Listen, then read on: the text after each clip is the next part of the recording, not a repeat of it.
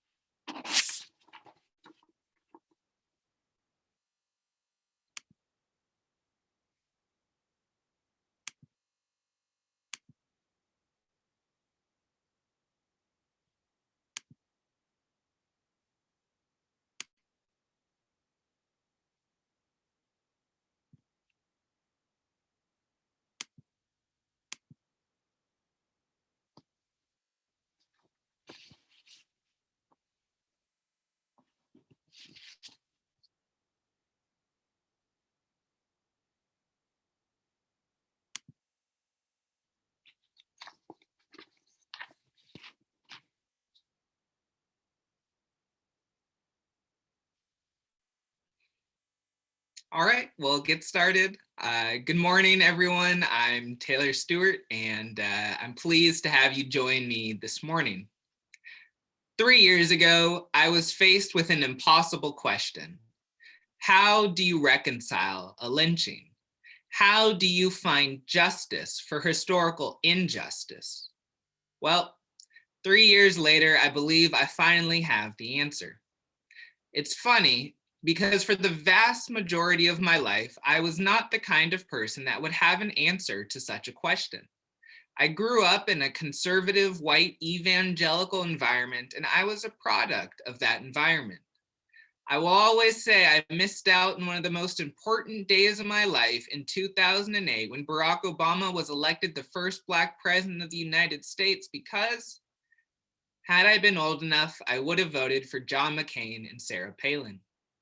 I remember at 16, I avoided all news coverage of the Trayvon Martin killing because I wanted a reason to not have to talk with people about the case.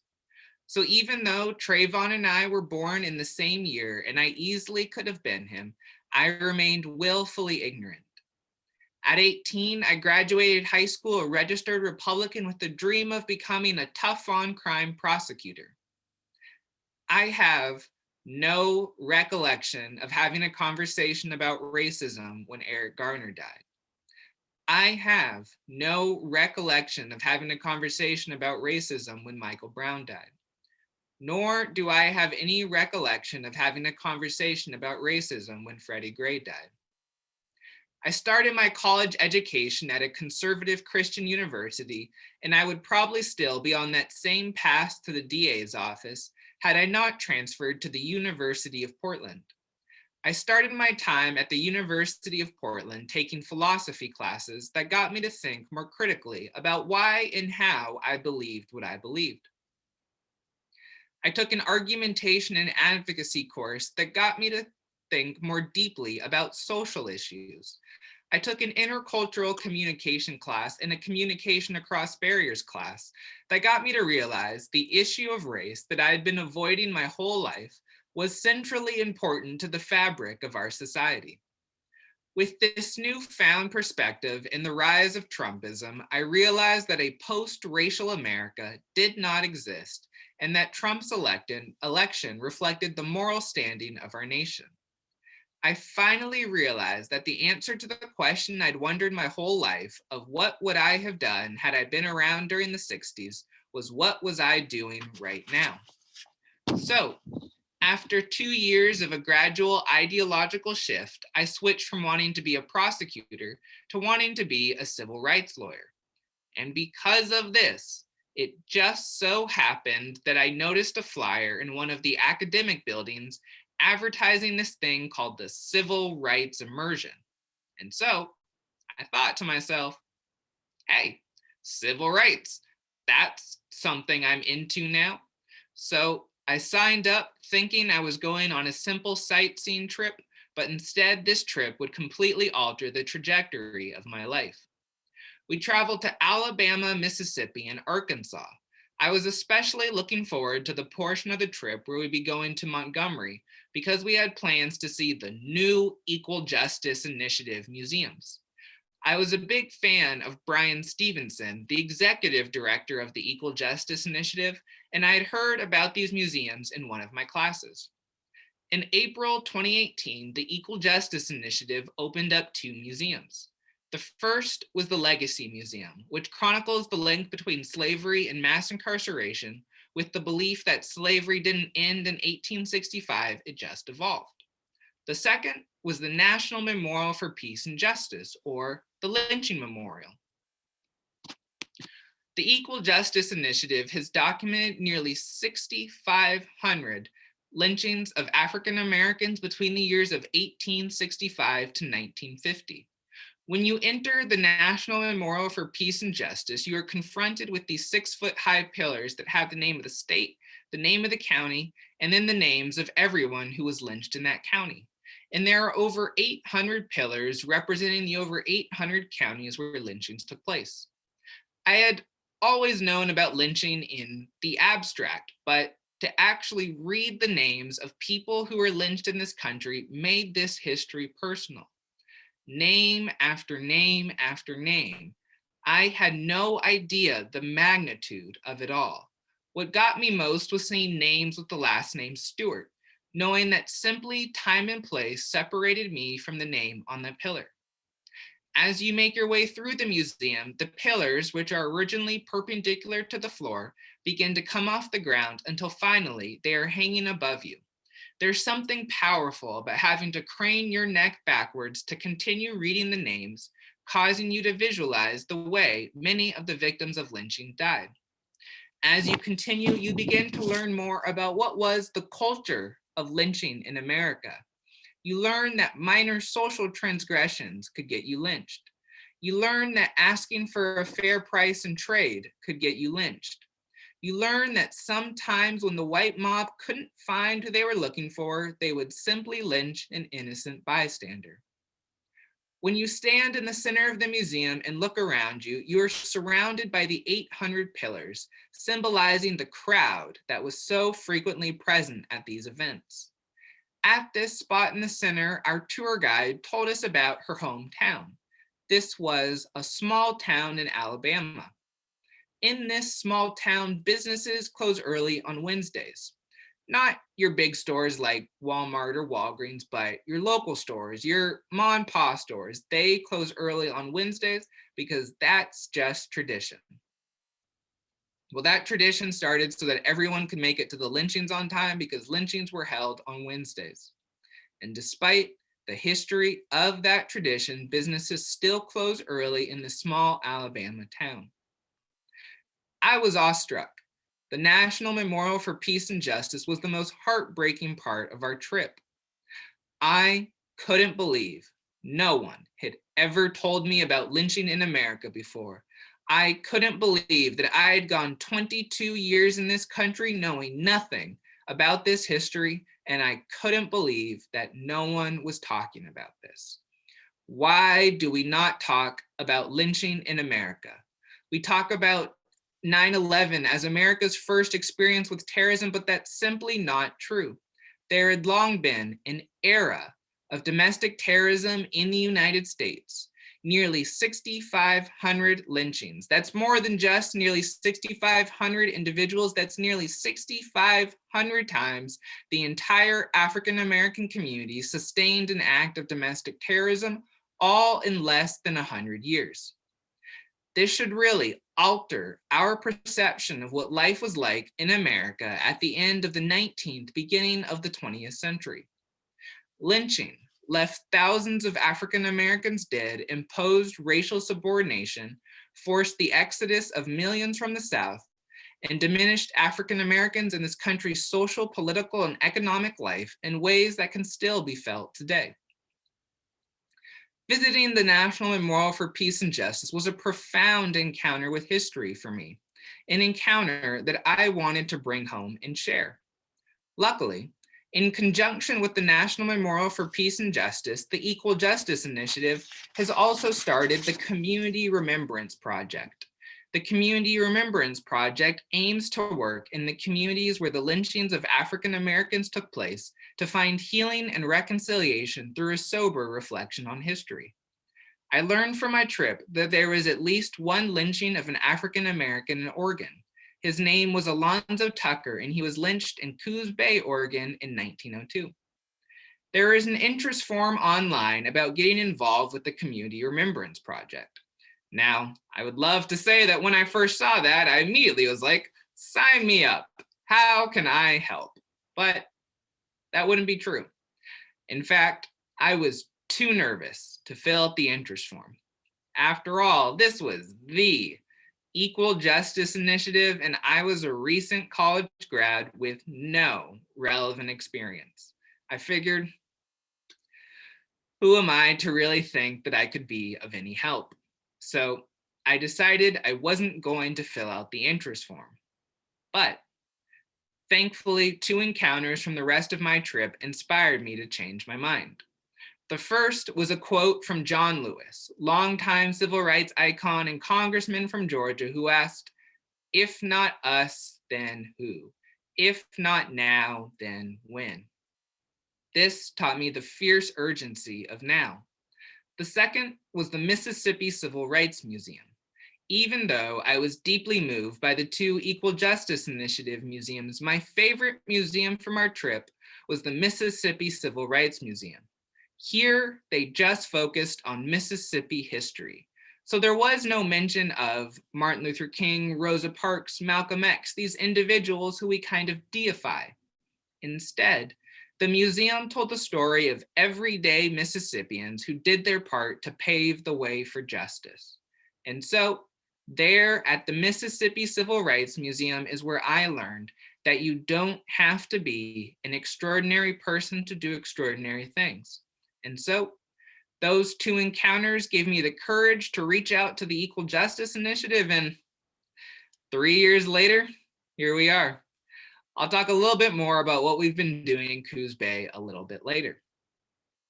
As for now, I am here to tell you what I wish was told to me, so that when you go to the National Memorial for Peace and Justice one day, you won't have to say, "How come no one ever told me about lynching before?" I am here to tell you about the legacy of lynching, how we can find reconciliation, and how lynching is still a relevant topic to us today. Because despite what we may like to think, lynching was not the work of a few hooded vigilantes. Whole communities participated in the ritualistic killing of African Americans. The legacy of lynching was not hidden away in the shadows of the night. The legacy of lynching was broadcast in broad daylight on the courthouse lawn. The era of lynching may be behind us, but we as a nation won't ever be able to move past it until we confront this legacy. Lynching was domestic terrorism. And in this era of domestic terrorism, African Americans had to live under the constant fear that their actions could result in a lynching. White individuals accused of identical violation of law or custom were rarely subjected to the same fate. Lynching increasingly became a racialized tool of oppression over the African American population. This history should make us all feel uncomfortable. The barbarity, impunity, and spectacle of lynching are difficult to grapple with. What's most horrifying is the celebration of lynching, the way it was exalted in the white community. When you see pictures of lynchings, it's not the Black bodies that are most chilling, it's the sea of white faces looking on that are most ominous. The way they smile, the way they lean into frame, I know no greater depths of the depravity of humanity than lynching in America. Black suffering became white entertainment. So, what precipitated lynching? Well, a variety of things. One of the most common was the accusation of sexual assault, which was largely driven by the pervasive fear of interracial sex. During this time period, the mere accusation of rape was enough to incite a mob, and any action that could remotely be interpreted as a Black man seeking sexual contact with a white woman was subject to this pervasive fear. Something as innocuous as a Black man accidentally bumping into a white woman could result in the accusation of sexual assault. This would be because the myth of the Black male rapist permeated society, as it was a widely held belief at the time that white women couldn't willingly consent to sex with Black men. When famed anti-lynching advocate Ida B. Wells challenged this myth about lynching and asserted that when in fact there was a charge of rape, in many instances it was really a consensual relationship, a mob burned down her newspaper and threatened to lynch her. Despite the overwhelming history of the rape of Black women at the hands of white men, a social frenzy ensued at the mere thought of sexual contact between a Black man and a white woman. The narratives from the white press were especially sympathetic to these types of lynch mobs and helped perpetuate the hypersexual stereotype of the Black male rapist. More than half of the lynching victims documented by the Equal Justice Initiative during the Jim Crow era were killed under some accusation of committing murder or rape. We cannot overstate the way the deep racial hostility of the time inspired increased suspicion on the Black community whenever a crime was discovered, even when little evidence tied the accused to the crime. There is a presumption of guilt associated with Black skin, especially when the alleged victim was white, and it would be this Black skin that was so frequently sentenced guilty in mob trial. However, it wasn't just accusations of a crime that resulted in lynching. Violating the rules of the social order also had fatal consequences. There was a saying at the time that what the law cannot do, the noose can. African Americans were lynched for things like speaking disrespectfully to a white person, refusing to step off the sidewalk, reprimanding white children, arguing with a white man, and other perceived social infractions. African Americans had to live with the knowledge that they could be lynched whether they intentionally or unintentionally violated social norms. I personally cannot imagine what it was like to be Black and to have to travel into the white part of town knowing the slightest misstep could get you killed at any moment. But even more than that, I can't imagine going into the white community with the knowledge that that community was capable of a public spectacle lynching. What I tell people is to remember what it was like the very first time you saw the video of George Floyd, to remember how sick it made you feel to watch someone plead for their life as that life was being taken away from them. But then to imagine that rather than feel sick, you found that video pleasurable. Not only that, imagine you found it so pleasurable that you would get together with your friends so that you could all enjoy the video together. Imagine getting a whole crowd of people together on that Minneapolis street so that you could all be there live for the killing of George Floyd, because that's what public spectacle lynchings were like. Public spectacle lynchings were those in which large numbers of people, sometimes in the thousands, gathered to witness the pre-planned killing of an African American in a manner that included prolonged torture, dismemberment, and/or burning of the victim. These were carnival-like events with food vendors, photographs, and the selling of body parts. It was especially popular at that time to take a picture of the lynching that could then be turned into a postcard that could then be distributed to friends, family, or merely kept as a souvenir.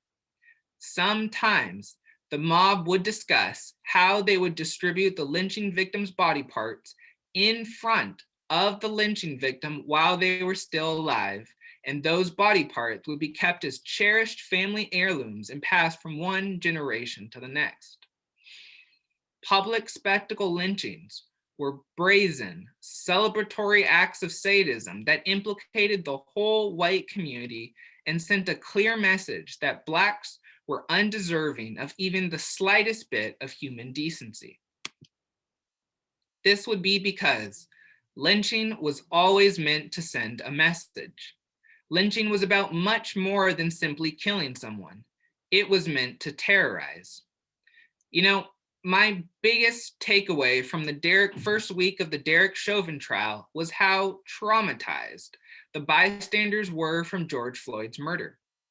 Witnessing that level of callous violence has left an indelible impact on the psyche of these individuals. They will live with this PTSD for the rest of their lives. I can't even begin to imagine the trauma that resulted from white mobs forcing other Black people to witness lynchings. Some mobs would specifically harness this terror and disrupt any feelings of safety in one's community by conducting their lynchings within the Black part of town, or many other times dragging the body of a lynching victim behind a car throughout the Black community to continually instill this fear. Recently, survivors of the 1921 Tulsa Massacre testified in Congress, and 100 years later, one survivor said, "I still see Black men being shot and Black bodies lying in the street. I hear the screams. I live through the massacre every day." It is truly insidious, the terror inflicted on African Americans by the white mob. However, in the face of this terror, sometimes Black people were lynched simply for asserting their own humanity. The targets of these lynchings were frequently sharecroppers, ministers, and community leaders who resisted being mistreated or espoused Black advancement beyond the confines of the Jim Crow era. These are the lynchings that bother me the most, because if I were doing this work 100 years ago, I would probably be one of these lynching victims. Lynching became a tool to keep African Americans in a state of subjugation and repress African Americans' fight for economic power and equal rights. We cannot discount the role lynching played in creating a state of second-class citizenship and slowing African American progress during the 20th century. It was nearly impossible for African Americans to build wealth when building that wealth put them at direct risk for violence, and the effects of that inability to build wealth due to lynching can still be felt today. It is difficult to fathom what life must have been like for African Americans living during this time. One can even begin to understand the trauma associated with these events, having to watch your family, your friends, your community lynched over and over again. We talk about how difficult it was on the Black community to see Ahmaud Arbery, Breonna Taylor, and George Floyd all killed in such quick succession. I can't even imagine the psychological toll that would have taken had those all been brutal lynchings. I don't believe we will ever be able to fully comprehend the extent of this era of terrorism. Lynching wasn't just a Southern phenomenon, though. Over 300 lynchings occurred in states outside the South. The same anti-Black racism that fueled the lynching era in the South existed in the rest of the country as well. There are quite simply just fewer Black people in these states. And so, because of lynching, we got the Great Migration. Between 1910 and 1970, 6 million African Americans would flee the South. In 1910, 89% of the African American population resided in the South, but by 1970, that number would fall to 53%. Our modern day racial demographics reflect this trend of mass movement out of the South. The Department of Labor investigated this migration and observed that, quote, "The most effective cause of the exodus is the Negro's insecurity for mob violence and lynching." There was a famous lynching in Memphis, Tennessee in 1892, where the lynching victim's final words were, "Tell my people to go west. There is no justice for them here." Admittedly, the growth of northern cities and the prospect of new economic opportunities did draw out Blacks from the South. However, the terror of lynching forced millions to flee the region as refugees from violence. I believe we must pay witness to this era of domestic terrorism. We cannot say enough about the psychological wounds inflicted on the African American community, nor can we understate the psychological damage the white community passed on from generation to generation in this socialization of violence. Nor can we ignore our state institutions' indifference, complicity, and endorsement of lynching. And so, as we talk about lynching today, I am here to tell you that we are not as far removed from lynching culture as we would like to think. Emmett Till was lynched in 1955. Realistically, that's not that long ago. There are plenty of people still living today with personal memories tied to this era of domestic terrorism. Some of you might recognize the name Michael Donald. Michael Donald was a 19-year-old African-American from Mobile, Alabama, who was chosen at random, beaten, and killed by several members of the KKK before they hung his body from a tree. That happened in 1981. Another name you might recognize is James Byrd Jr.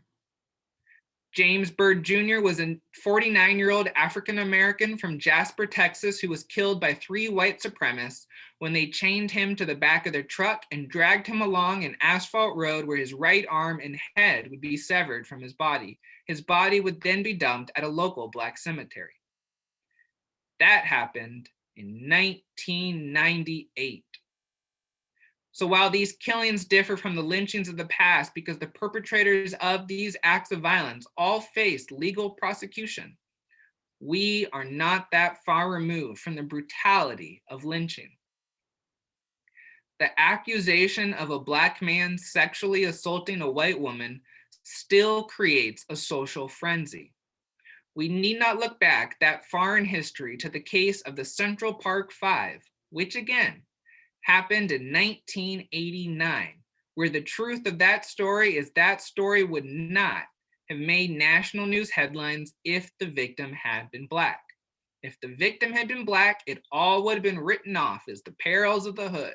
But because the victim was white and the alleged assailants were Black and brown, a social frenzy ensued. The same social frenzy that existed during the lynching era. Donald Trump took out an $80,000 ad in the newspaper calling for the reinstatement of the New York death penalty, meaning there were calls for the deaths of these 5 young men before they had ever had their day in court, just like the lynching era. Those boys would go on to serve between 6 and 13 years in prison for a crime they didn't commit, simply because they were presumed guilty from the very start. The image of Black criminality is still reinforced in American culture. We no longer need minstrel shows or racist chromolithography to embed this image into the American consciousness. The oversaturation of African Americans as criminals in television, movies, and local news has the same effect of reinforcing the idea that Blacks are dangerous and a threat to white society, the same idea that justified lynching. But if we really want to see how lynching has survived, we need not look further than the American death penalty. Our death penalty is the most direct legacy of lynching. At the same time, lynchings in the United States were going down, executions were going up. Lynching began to taper off during the 1930s, in large part due to the NAACP's campaign that decried lynching as America's national shame.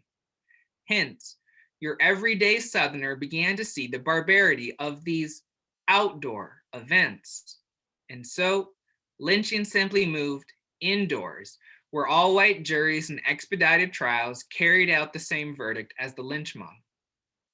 During the 1930s, 2/3 of all executions in the United States were of African Americans. Between the years of 1910 to 1950, despite making up only 22% of the South's population, African Americans accounted for 75% of all of those who were executed in the region, and this disproportionality continues to today, where African Americans make up 13% of the population, but 41% of those who are on death row. And when you consider the fact that of that 41%, nearly all are African American males, yet African American males only make up 6.5% of our population, we have to ask ourselves, how do we get from 6.5 to 41%?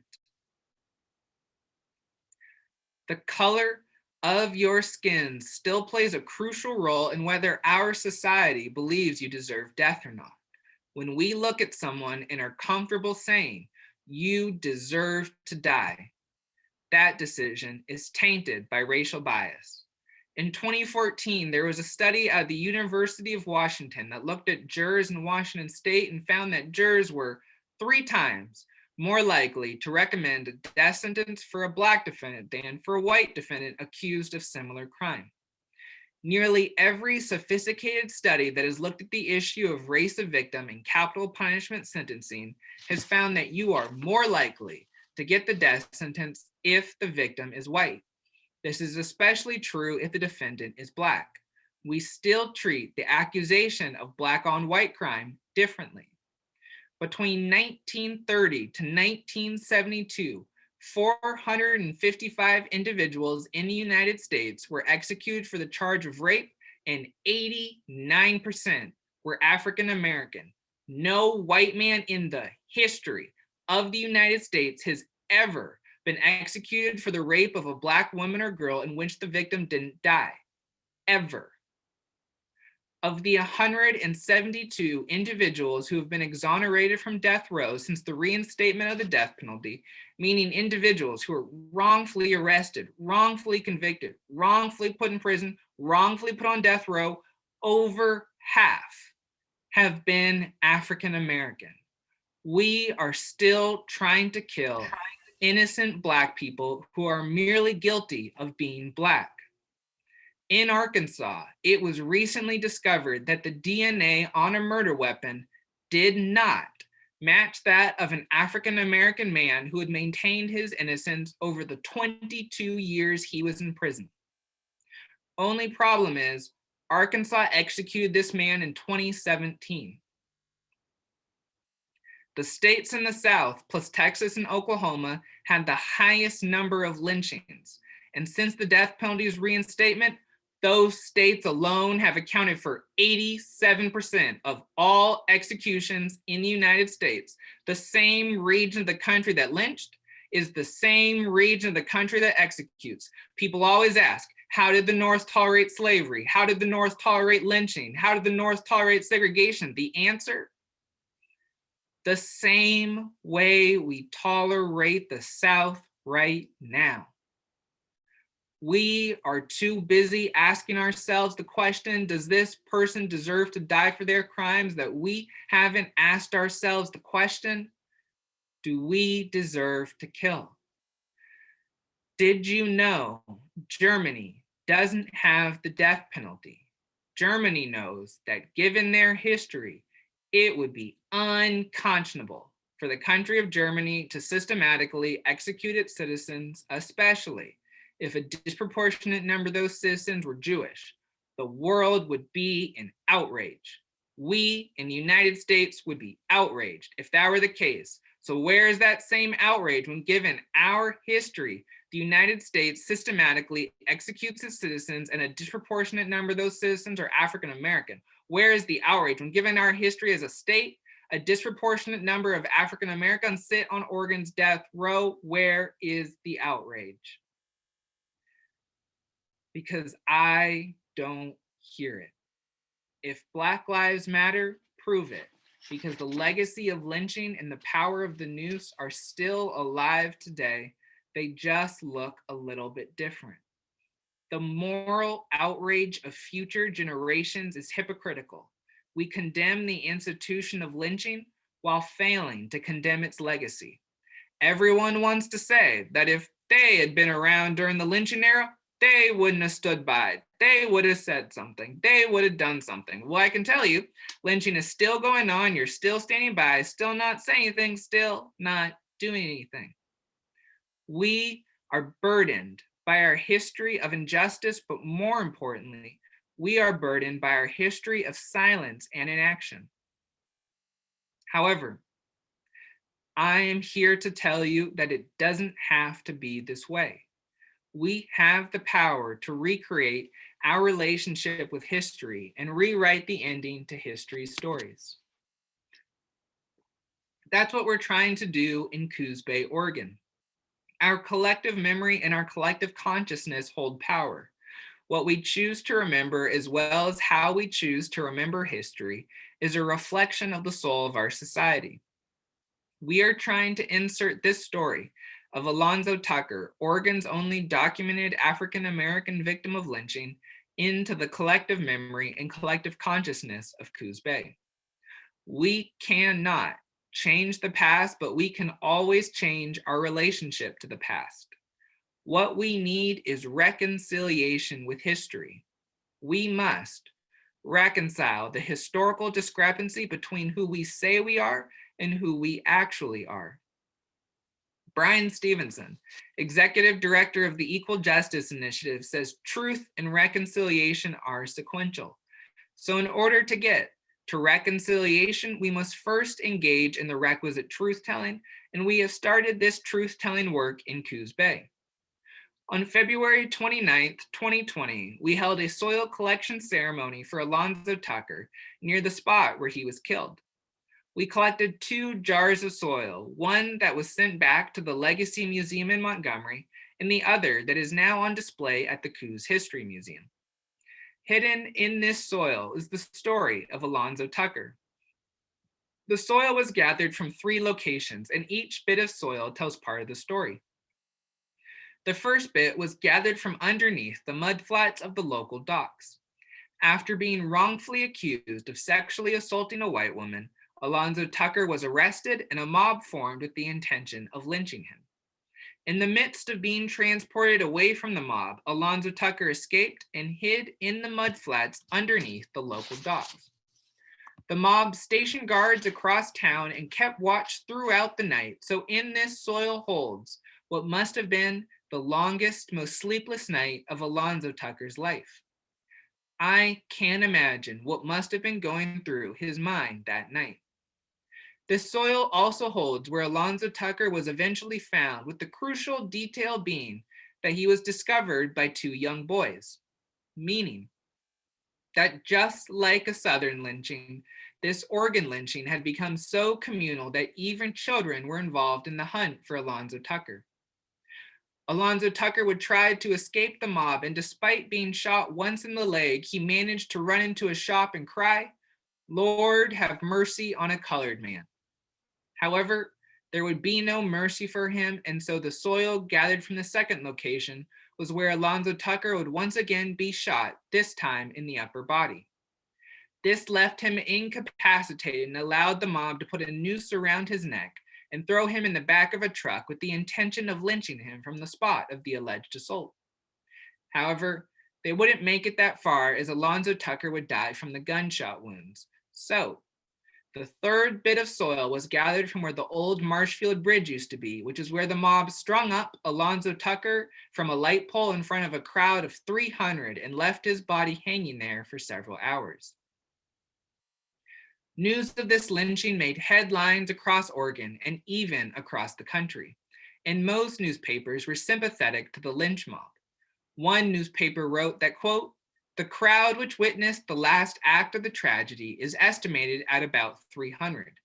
They were quiet and orderly, and it is safe to say that no such lawless proceedings were ever conducted with less unnecessary disturbance of the peace."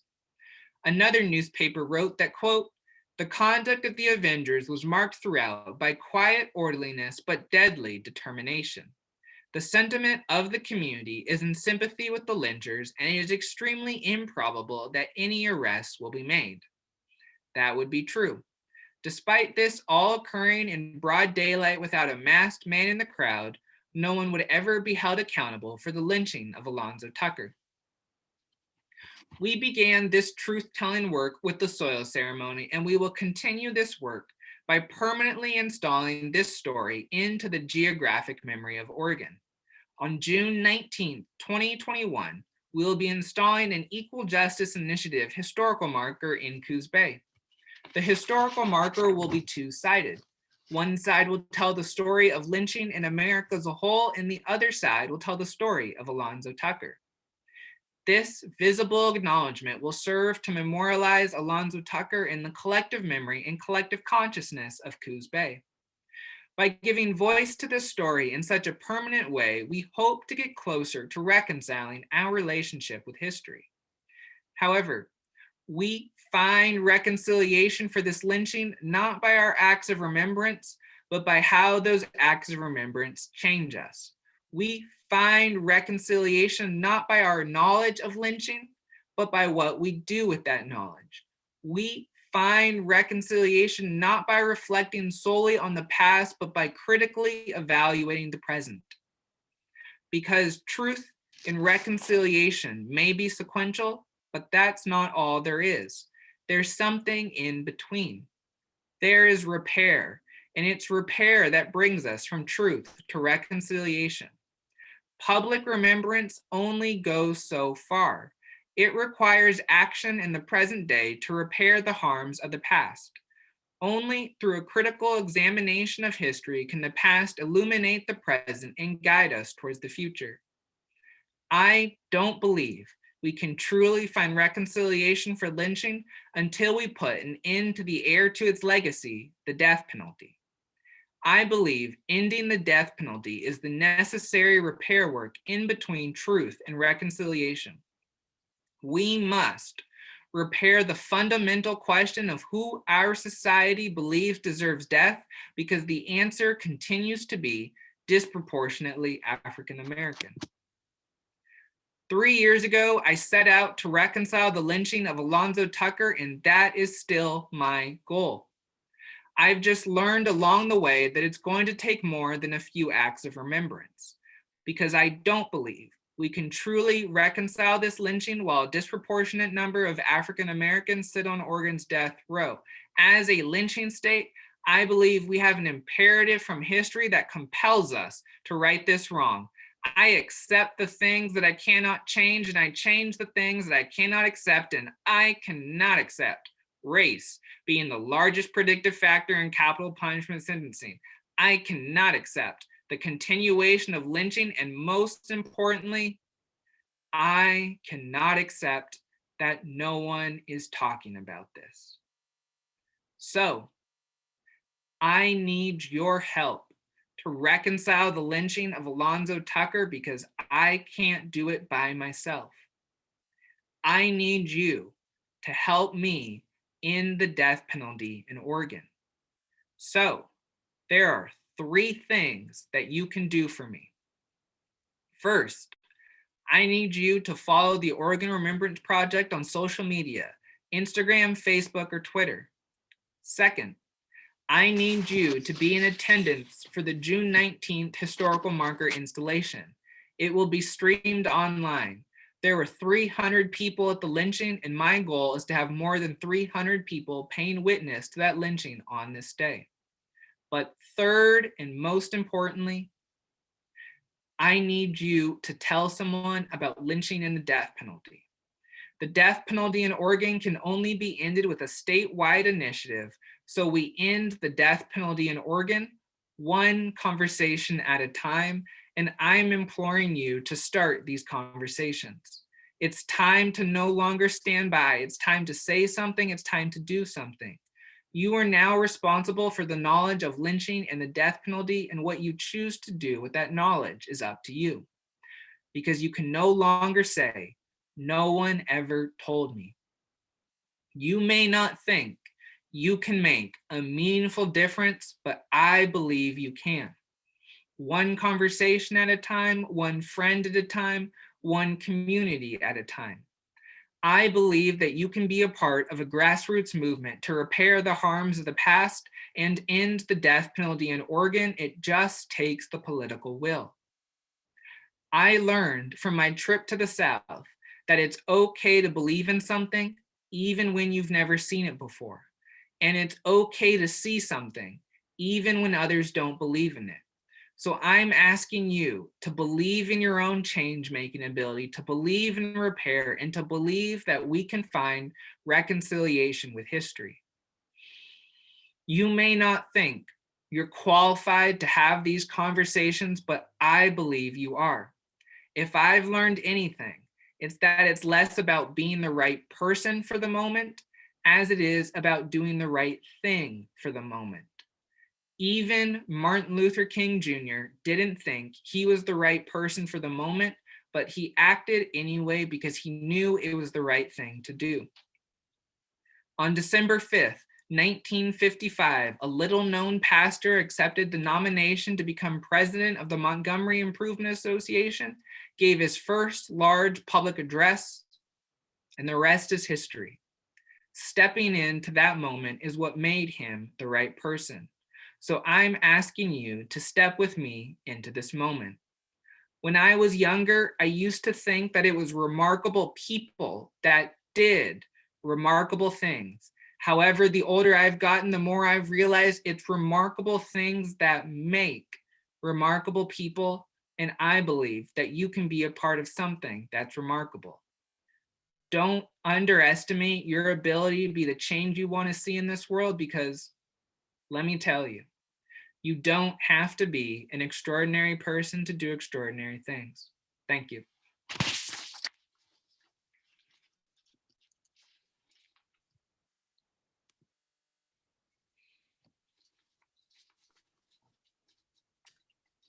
Taylor, that was amazing. Thank you so much. We are opening it up for questions. We have a few more minutes if anybody has any questions.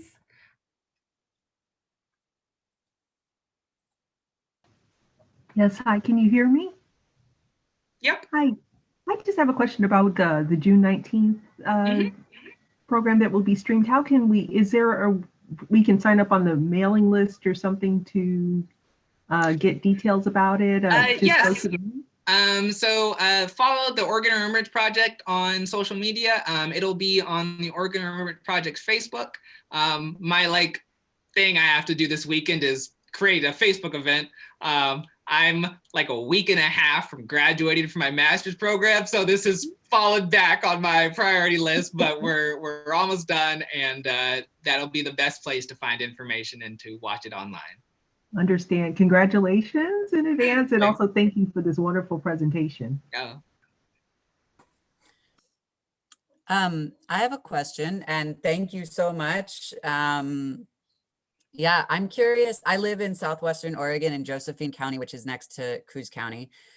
And like that, this work and this conversation feels like so critical everywhere, and particularly in rural communities. And I guess I would be curious to hear a little more about, in how you got that happening in Coos County. Like, who were some of the partners? How did you reach out? Was that your initiative, and then they were just like, great, we're on board? Or was there some resistance? Was there resistance in the community? I know there's a lot of fascist organizing also happening in Coos Bay area. Yeah. Someone from the History Museum forwarded me an email this morning that was someone asking, they're like, why should an all-white community host a Juneteenth event? No one here gives a rat's ass. And you're like, oh, this is Southern Oregon sometimes. And so when I filled out the interest form for the Equal Justice Initiative, they connected me with 3 other people who had filled out the same form. And yeah, they all happened to be in Portland. And so I remember we went to like a McMinimums in downtown Portland. And I remember driving there thinking like, I can't wait to meet who's gonna lead this. And then I remember driving home like, oh no. Just sort of, I don't remember what my strategy was at the very start, but I was just going around telling people I was going to do this thing. And then eventually I got connected with someone at the Coos History Museum. And that's really sort of where this has grown. And so a lot of this has been about getting this to come organically from within Coos Bay. You know, I'm from Portland, and a lot of people outside the Portland area don't like us. And so in order to not be a northern agitator, I had to get this to come from within the community. And so it is primarily come from the History Museum, as this is an element of local history. And so that's not to say that this is necessary. They did not immediately welcome me with open arms, but through patience, persuasiveness, and passion, we have gotten people on board. And so we're really looking forward to the June 19th event.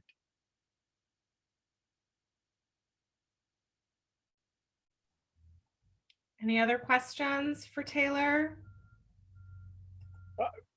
This is Ron Silver. I had a quick question, which is where within the Lynching Memorial, where is the Coos County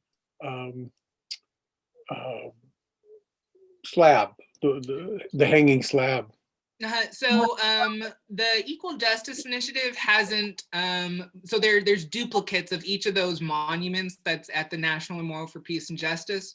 And the goal is to have those monuments relocated to the counties where the lynchings took place. But the Equal Justice Initiative hasn't rolled any of those out yet. No, you misunderstood. Because I've been to the memorial several times, and once you're inside, once you're walking around, where would I find the one that memorializes? Oh, you know, I actually don't know where it's hanging. But if you go to the section where there's the ones flat, it's like in the back, towards the right, sort of back right upper hand corner. And the ones that are aligned, those are the ones that will eventually go to, or they could go to the counties. Yes. Is Coos County going to get that one? Fingers crossed. There's the city of Coos Bay and the Coos History Museum are renovating the space outside the Coos History Museum, and the historical marker is going to go in front of the History Museum, because the History Museum's on Front Street, which is where Alonzo Tucker was shot.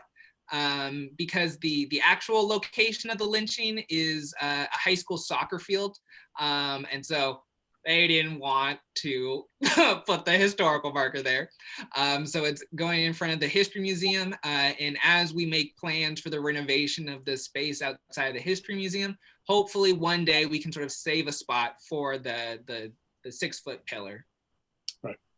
Thanks. Yeah, I have a quick question. Sorry to interrupt anyone else, but thank you so much for a terrific presentation, very important presentation. Excellent, thank you. But also, could you possibly spend a few minutes telling us a little bit more about your personal journey from evangelical Republican to, you know, more aware and more committed, let's say, progressive activist? That would be interesting to hear. Yeah. You know, I wish I could better articulate the sort of internal transformation. You know, so much of it has been, I just learned what I was never taught before. I went to a small Christian school out in Beaverton, Oregon.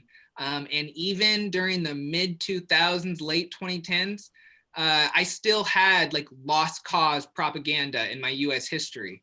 The curriculum was from a conservative institution in Texas. And so even out in Beaverton, was still sort of taught that way of thinking. And so this is sort of why I am so passionate about these sort of educational opportunities, to try to inform people of what I wish I had known all along, because I believe that this history changes how you see the present. And so that's sort of why I'm passionate about some of these. And like, I got so much out of the historical markers that I encountered during the South, and I've wanted to provide that same opportunity for people to reflect on history. And so trying to set up these same experiences that help transform me is what I'm looking to do. And so, you know, I wish I had a better, there was no single argument, no single class that like the light bulb just went off. It was just sort of a slow realizing that this wasn't exactly, I was taught that like racism was a thing we solved in the 60s. And then to be encountered with it, and the, you know, Donald Trump's success had a lot of, that played a large role. And I always say that one of the silver linings of his presidency is it woke people like myself up to realize that this issue is still extremely pertinent today. And that sort of, I had spent my whole life wondering, what would I have done had I been in the 60s? And when it finally clicked that the answer was, what was I doing right now? That really sort of caused me to change. Thank you. Hi, Taylor. I wanted to ask, did you grow up in an African-American family, or did you grow up in your personal life in a non-African-American family that held those erroneous perspectives and values? So I have biracial parents. So my dad is Black, my mom is white. And so as a little kid, in my head, race meant about as differently as like blonde or brunette hair.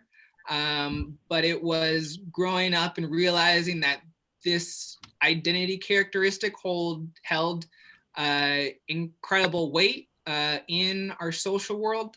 I went to a really small school, K through 12, graduating class of 21, and it was primarily white. Then I went to George Fox University, which is primarily white. Then I went to the University of Portland, which again is primarily white. And so, you know, I did go to like an African-American church when I was younger. But for the most part, I've spent most of my life sort of condensed in sort of white society. And so, you know, that had an impact on why I didn't want to talk about race at first. And so as I've sort of, this is the whole point of general exposure for people, is that the more I was exposed to other cultures, I was able to reevaluate more why I believed what I believed, and able to sort of figure out where I really fit in. I want to thank Taylor for his thought-provoking presentation and all of you for participating today. I know there's a couple more hours to the conference. I hope you continue to find it a meaningful experience. And I want to thank you all for joining us. Have a good rest of your day. Thank you. This concludes. Thank you for joining. Thank you all. Thank you. Thank you.